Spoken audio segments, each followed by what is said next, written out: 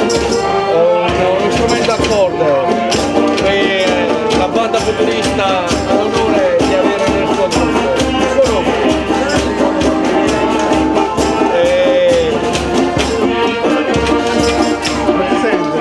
Due, uno. E qui con noi il signor Camillo Di Pillo.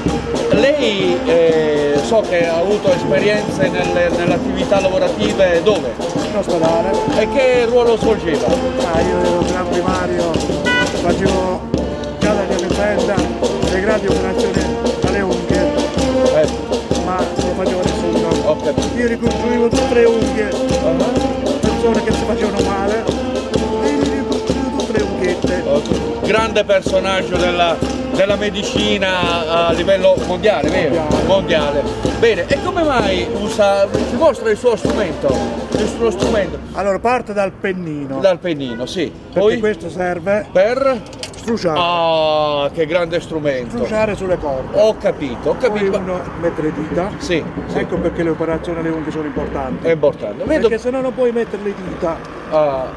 vedo l'orologio, vedo. Come mai? La moglie che la richiama a casa? No, questo segna il tempo. Il tempo. Il tempo e i 4 quarti. Ho capito. Per domani che prevede il tempo?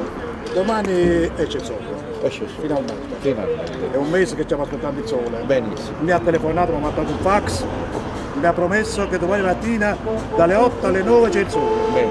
Senta, e come mai nella banda futurista? Quali sono le sue esperienze professionali nel campo della musica? Ma io ho sempre suonato in tutto il mondo, tutti gli strumenti. Ho suonato da il tino, la botte, La botte. poi ho suonato pure, non me lo ricordo, sono tanti strumenti, io ho suonato, questo è l'ultimo. Questo è l'ultimo. Benissimo, benissimo. Ed in merito al suo futuro musicale che cosa prevede? Grande riposo. Lo strumento del riposo è lo strumento migliore. Benissimo. Tu ti metti nel letto e suoni. Grande, grazie signor Camillo Di Pillo, dottor Camillo Di Pillo. Grazie a lei. Grazie.